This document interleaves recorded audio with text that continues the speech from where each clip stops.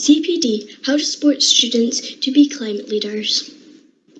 A crash course on how to support students to create and run their own campaigns on the climate. Including how to navigate some of the internal politics of advocating for change in your own community. This session will be delivered by the members of My World, My Home team and alumni. My World, My Home is an environmental leadership project for young people in further education 16 to 25. Delivered by Friends of the Earth in partnership with Students Organising for Sustainability UK.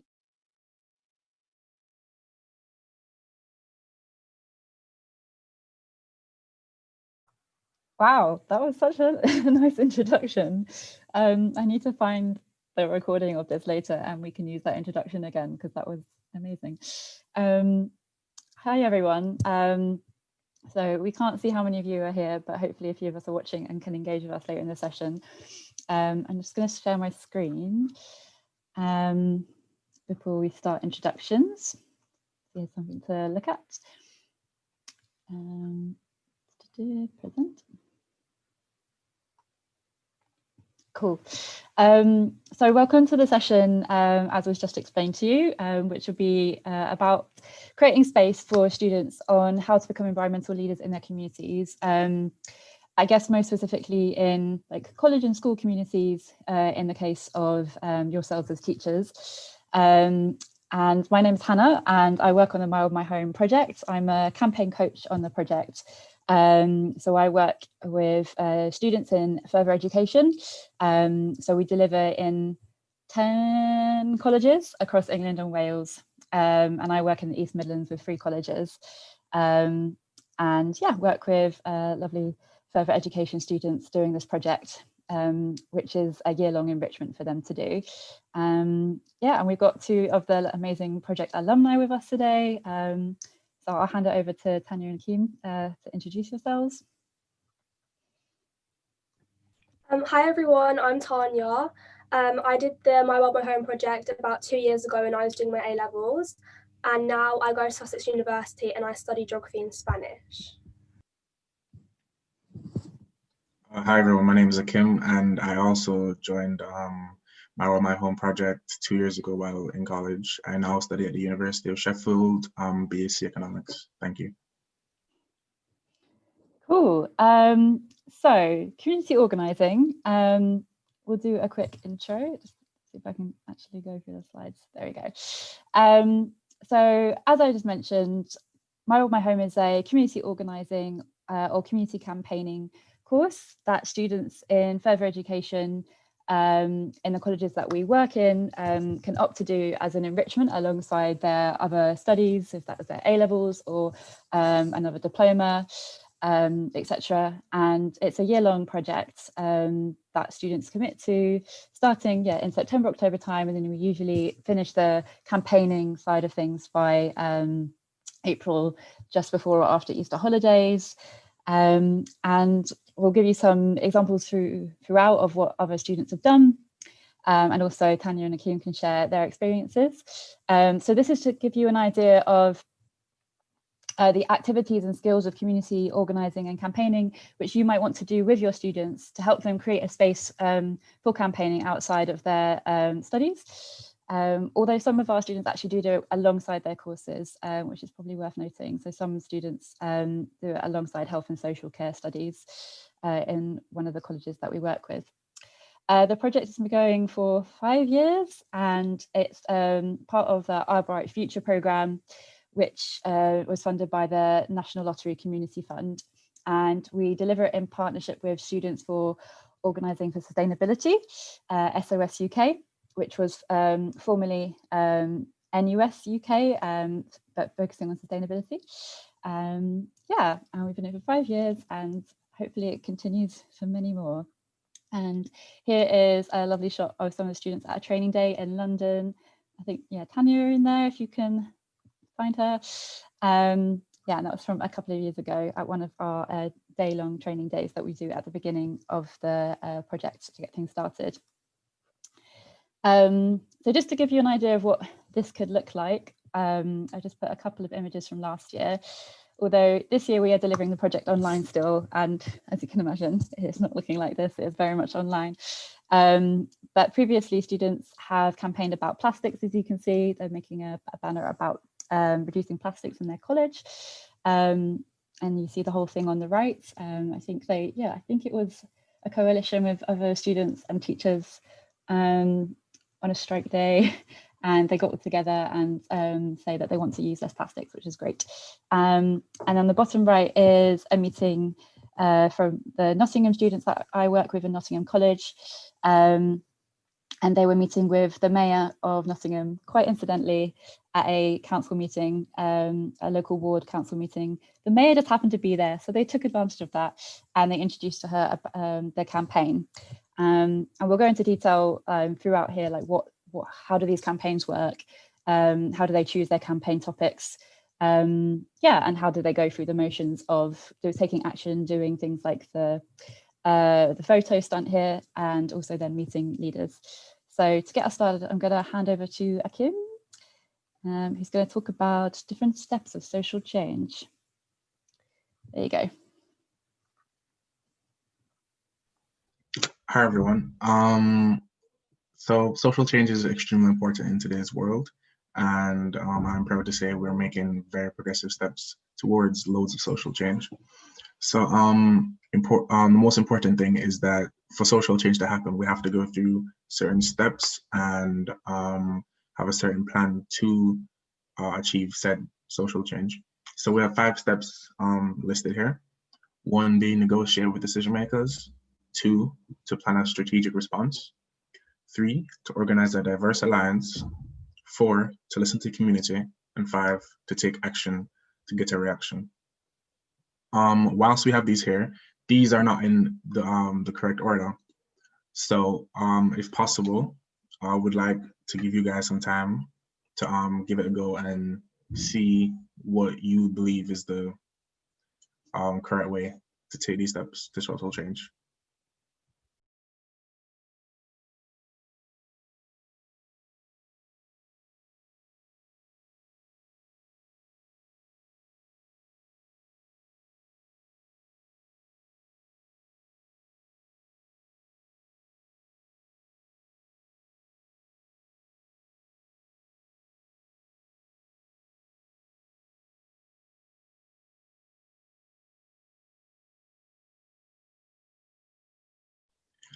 All right, so I hope that was enough time, and I believe you guys hopefully got the right answers.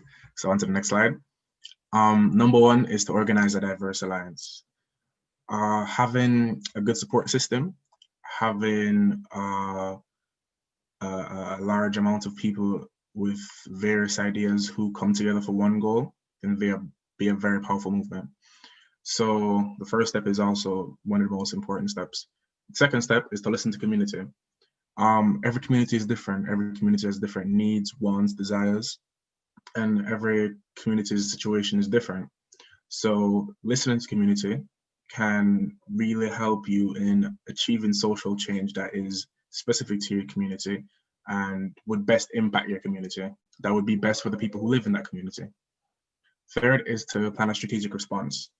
So this is a very important step, because when going to decision makers, when moving forward with your social change, it's important to have a dedicated plan that everyone follows, that everyone is under one idea, everybody's moving forward together under one ideology, under one plan. And yeah, having a well thought out plan can eradicate so many more problems that you could have moving forward. Number 4 is to take action to get a reaction. This can be done in various ways. When I was in college, our My World, My Home team, we had a petition. So at our activities fair one day, we said that we would get a petition done for people to sign, and over hundreds of people signed. And this is what really brought attention to the board of the school to the board of this college and to people in power. And this is really important because it can really get their attention and kind of get you on their side to prove that, you know, people want this change and that this change is important to us. And lastly is negotiate with decision makers. At the end of the day, the decision makers make the decisions. And this is probably the most crucial part. Also to keep in mind is that the decision makers most times will want what you want as well, but there will have to be some sort of compromise to successfully move forward. And that's the most important part about this step, is that there will have to be some sort of compromise about how you move forward and what's best for the community or for the college or yeah. But yeah, these are the 5 steps of social change in correct order. And another important factor, which I will let Tanya elaborate on.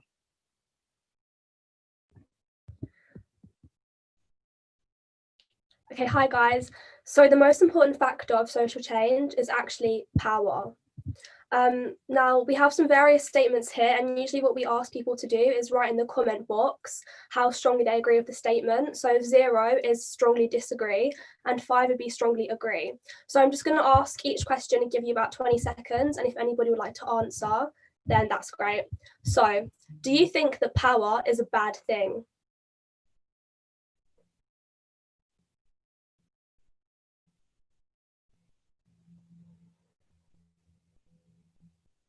If power falls into the wrong hands, then it definitely can be a bad thing. Second statement, do you think that knowledge is power? Access to education and resources, do you think that that enables people to obtain more power?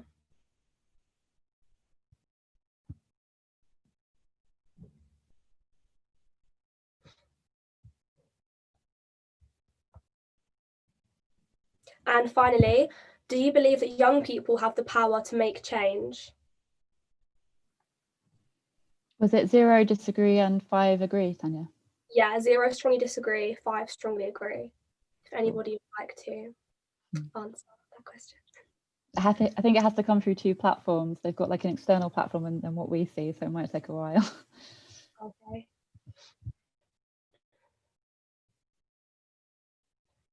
There is a slight delay. Knowledge, 8.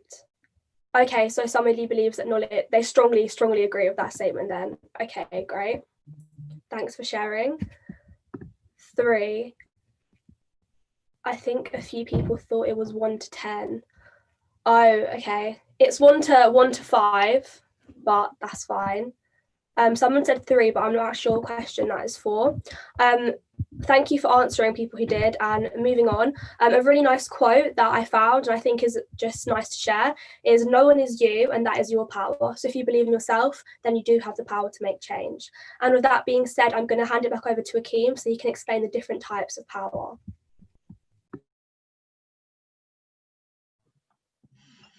All right, so there are different forms of power. The most obvious being dominant power. Dominant power can include any sort of governing body, any sort of authority. So in the United Kingdom, there's the government. And in my college, there was a board of directors. So there are various different types of dominant power, and it can be seen daily. Our next form of power is counterpower. Counterpower is power which offsets a dominant power. Power from below, power from the people. And in masses, counterpower can be very, very influential, as we can see in today's media with loads of protests worldwide. Counterpower can cause a really big movement in social change.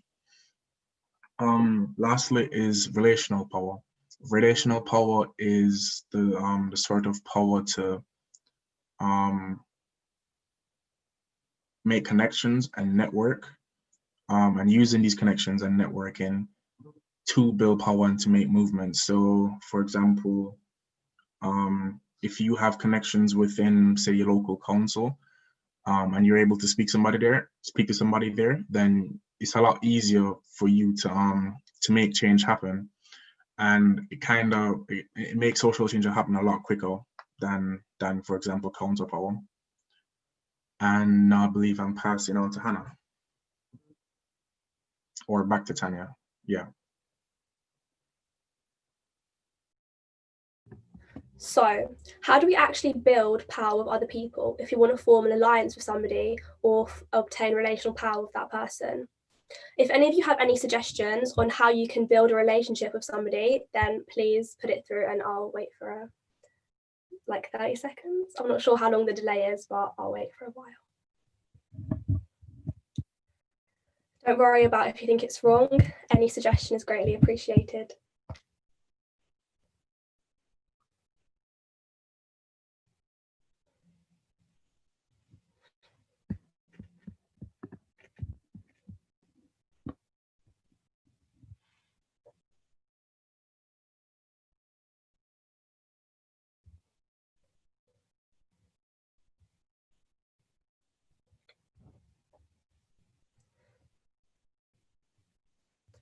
Should I move on or?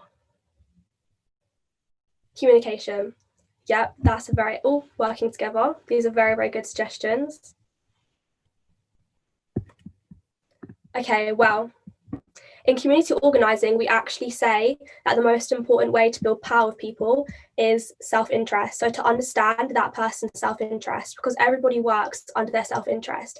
This doesn't mean that they're selfish. It just means that they're more likely to work with you and form an alliance with you if you can offer them something that directly benefits both of you. So for example, why do you think people have come to this session today? It's because they're operating under their own self-interest. They're here because something from this session will benefit them. But of course, you don't know who else is on this call. So unless you have an open line of communication with them and you speak to them and get to know about them, then you wouldn't know why they're here and what kind of motivates them. In addition to self-interest, somebody's core values are also a key factor on why people make the decisions that they do. So now we're going to go into telling the story of self.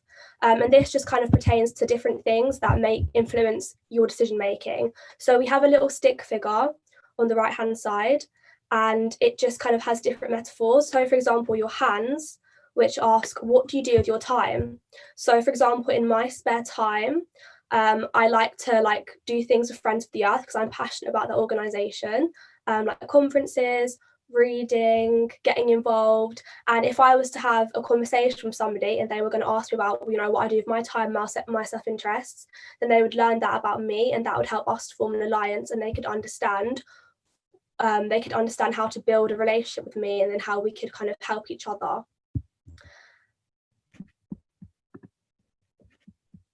And yeah, we'll go into more details about one-to-ones in a minute.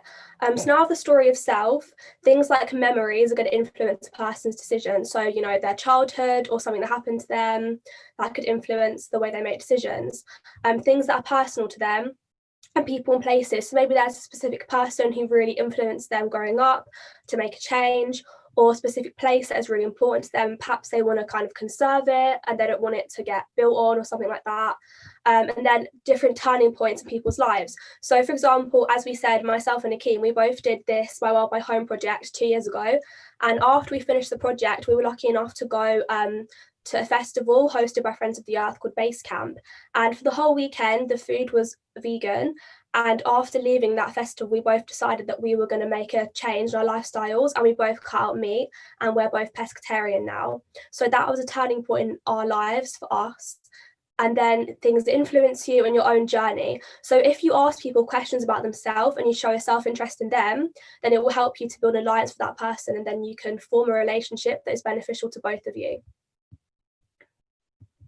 And now I'm going to pass over to Hannah so she can tell you a bit more about one-to-ones and how to build relationships with people. Thank you, Tanya. Yeah, some of you guys are already saying that building communication with people is a great way to build relationships. And that's how we'll find out those self-interests and values that Tanya was just explaining. So when building relationships with people for your community campaign, which could be at your school or college, there are some objectives that you're most likely going to have, that you want to build relational power with this person. So you're trying to build a public relationship, ultimately, that you can return back to throughout your campaign journey.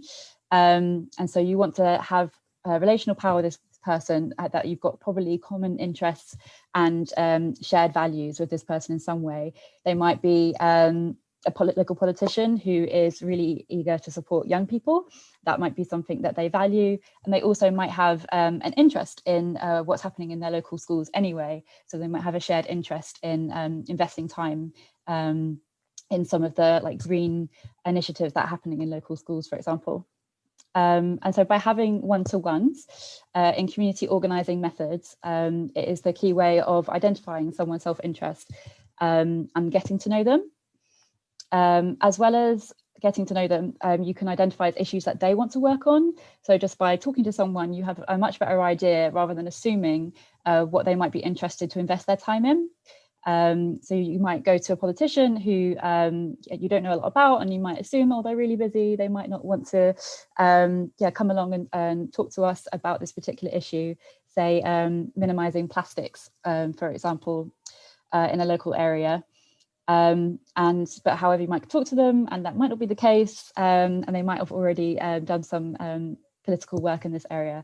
But just having these conversations are really key to getting people on side and building that diverse alliance that Akim was talking about right at the beginning as the first step for social change in this way of doing community campaigning in your schools or colleges. And then also by having a conversation with someone, as I'm sure you've all experienced, you can assess their energy, talent and enthusiasm for things. You can see like a realistic enthusiasm that they might want to have to engage with you in your campaign. It might be a local leader, a local business owner, and if they're really, really not enthused about wanting to put their name towards something or attending meetings, you can assess that in a one-to-one that you organise with them from the off, rather than investing lots of energy trying to chase this person, when you might be better investing that energy in other relationships that are going to be really fruitful for your campaign, and also then really fruitful for them because it's within their self-interest. So some questions that yourselves and students would probably want to ask to kick off those one-to-ones are, what do you do? Getting to know people in the community, like how do they spend their time, as Tanya was saying, is a really big indicator of people's values and their interests. What do they enjoy doing? When did they start doing that? Just like Tanya was saying, kind of getting an idea of people's stories and why they started investing their time and started maybe doing research in particular topics, if they're really interested about the fundamentals of justice and climate justice. Like what happened? Why are they interested in that? Did they watch a documentary? Did they go to a talk? Did they read an article? Like what was it that inspired them? And what made you start doing that same thing? And then how do you get involved? So this is an interesting way to find out if they've got any other local networks in the community that you might not know about, that they are already tapped into. For example, they might actually be a member of a local kind of green group, maybe a Friends of the Earth group, or even if they're involved in other groups, regardless of environmental issues, like their local guides, for example, because then you are building that network and that diverse alliance in your community by finding out all these other routes and networks in your community. And we call this mapping your community in community organising, where you have a real sense of who's in your community and what relationships you have in there for when you are running your campaign. So some tips for when yourselves and your students are doing this is active listening. As some of you guys have already said, open communication is just asking these open questions and then just letting people and ah and respond and have a real think. And open questions, so not yes no answers, like do you like the environment, yes no. Kind of asking instead, when was the last time you felt like you were in touch with nature, or something along those lines. Don't interrupt as well. Only maybe just check that you've understood somebody by repeating back after they've finished talking. Just say, oh, sorry, at this last bit, you were saying that you went to this event about climate change. When exactly was that? I want to make sure that's right for future reference. And probing as well. Do kind of ask people to elaborate. If they say, yeah, I'm interested, I've done some research about the fires in the Amazon, kind of clarify what exactly are you interested in? Have you done anything about it? And yeah, is there an opportunity for you to get involved in this campaign? And we can work together on it. So there are some tips for a one-to-one. So how are we doing for time? Oh, we have so much time. So we might actually finish early. So I think it's the end of the day though, so I think that's all right. So this last section is particularly about holding a space for young people to become environmental leaders, and how do we hold a space appropriately without kind of trying to do all of the leading ourselves as coaches and as teachers. What is the best way to support young people to step into that leadership role with all their passion and integrity on these issues? So I don't know, if Akeem and Tanya, if you are happy to share some of the more useful things that teachers and maybe even the My World My Home coaches did that gave you that space to run your campaigns. I think what was really helpful is that they didn't kind of like push an idea on us. They kind of like they didn't make really suggestions to us. They just said, what are you passionate about? Like to do with the environment, or what do you want to kind of improve in college? And they just kind of gave us prompts, but they didn't kind of like force us into doing anything or try to impose their own opinions on us. And so we kind of just sat in a group and we talked about what we wanted to do. And then we fed back to our leader, and she kind of helped us strategize and form a plan. But then it's quite nice because you can kind of talk to everybody else and you can form your own ideas. And that kind of gives you your own independence, and it like lets you feel like you're doing the work yourself and it's not kind of being done for you. And I think that was something that was really good about the My World My Home leaders. Yeah, I'd like to agree with Tanya. And to back up on the whole self-interest thing, they really pushed us to try and figure out what our interests were, the ideas that we had, and how we could put those together and create a successful campaign or movement. And another thing that was really helpful for me was during our My World My Home project, when there were like hills or stuff impeding us, they would assist us a bit more to push us and motivate us. And especially when it was to do with like negotiation with the decision makers and to do with negotiation with other projects that were alongside us in the school, they made it a lot simpler, and really helped us with that, because we're not professionals, we're college students. So that was really useful. Something else that was useful. Sorry. We had a training day, which is really nice. So over that training day, the leaders taught us skills that we would need to kind of act on what we wanted to do for social change. So they taught us about like negotiating, how to talk to decision makers, and that was really helpful because then we took those skills forward in the program. So I think that if teachers want to kind of reproduce that in their classrooms, and that would be a really good idea to like teach your students the skills they'll need to move forward, and then they can kind of again like gain their own independence. Cool. Any more thoughts from Akeem? And I might throw it to the floor and see if anyone's got any questions about this.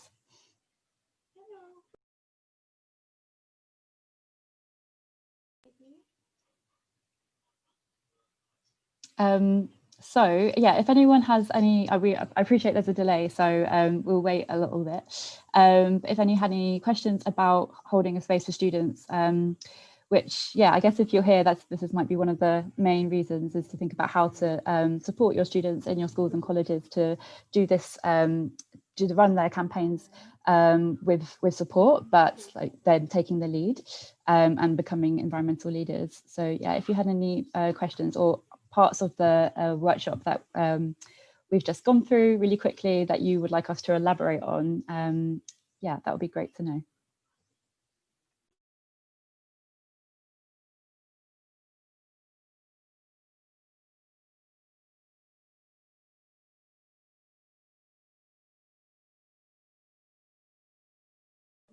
Have you guys seen the question? To Tanya and Akeem, what have you most enjoyed about the project?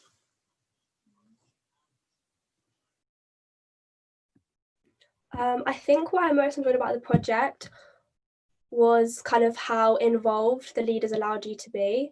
So they really did kind of like leave it up to you to form your own opinions. And also I really enjoyed the fact that they kind of pushed us to do things like make petitions and questionnaires for students to take part in, because then we kind of got involved with our community, and that's kind of how we got to form a diverse alliance. And then we were also encouraged to take it further up and speak to different kind of leaders. So in my college, we had a meeting with the director of our college, and that was really nice because we got to like actually have a formal meeting with someone who had a lot more power than us. And through the skills that we'd learned, we were able to like talk to him, communicate with him, and it wasn't as if there was like a kind of awkward power dynamic. It was very much like we were equals having a discussion. And that was very nice. And I don't think without the skills we learned, we would have been able to do that in such a like nice kind of like formal manner.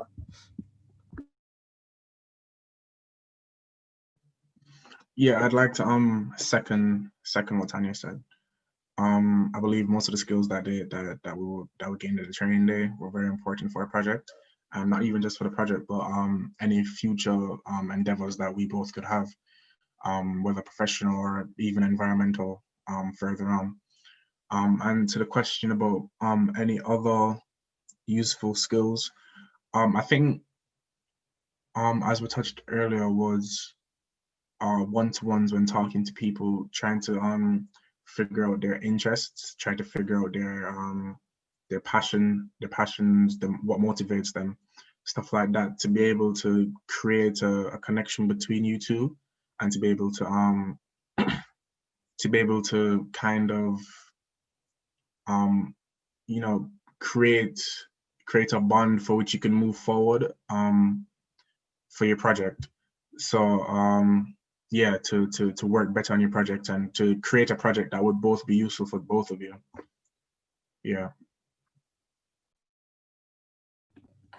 Also with what Akeem just said, just building on that question, I think if you wanted like another skill, I think like you could do an exercise where you kind of sit your students down and you kind of make them practice having one-to-ones together, because I think it's important to like build their confidence. Then when they kind of go out into the real world and have to have these discussions, they'll kind of have like they'll kind of know what they want to say already because they would have practiced it, and that can be quite a nice like team exercise you guys can all do together with your students. I think that would be quite good.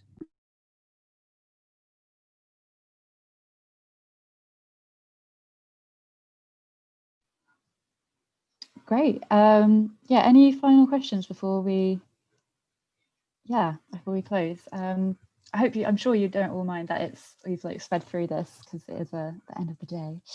But we'll just wait to see if any final questions.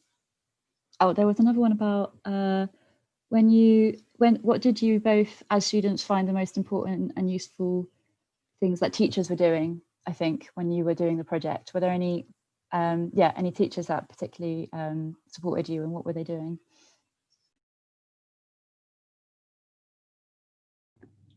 When we did the project, every couple of weeks we would have a one-to-one with the teachers.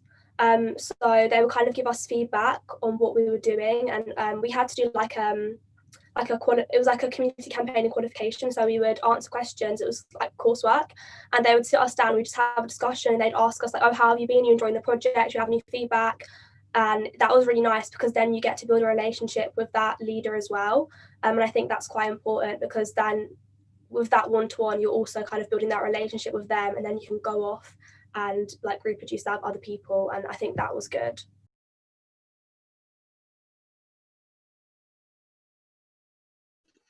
One of the things I found most useful from our teachers was that they found a way to make us liaison with another group within the college who was trying to work on something similar. So it was actually kind of like a two birds, one stone thing. So yeah, I found that really useful because we got to meet more people who had the same agenda as us, and it actually made our movement a lot more powerful, and it was easy to go about. So yeah, I found that very useful. Yeah, I would definitely second as well what Akim said, that in my experience doing this project in different colleges, that often because this project exists and because like an initiative is happening, that other teachers and students who want to do something similar but maybe aren't doing the project, they kind of you join forces. And so it's actually great when teachers are acting as those like network makers between the students and other students or teachers who are already doing some sort of similar initiatives about the environment and social change. So that's actually something I found that's been really helpful also for me doing as a coach, when teachers like make that connection. Yeah. Cool. And then a comment saying, thank you, it's been really interesting. And thank you. Great. Well, thank you all for coming this evening. And yeah, for participating. Hopefully you found this useful. Yeah, I think I'll put my, I think you've got details through the event if you want to find anything else out about the project, but we've also got a page on the Friends of the Earth website, as well as our own website of My Old My Home. So yes, if you want to put those into Google and have a look if you want to learn more about the project. And there's a little short video on there as well. You can see about other students have done over the years. I think both Tanya and Akim are on that video. Cool, great. Well, thank you very much, Akim and Tanya. See you soon. Thank you. Hope you all enjoyed the session. Thank you for having us. I hope you enjoyed. Bye.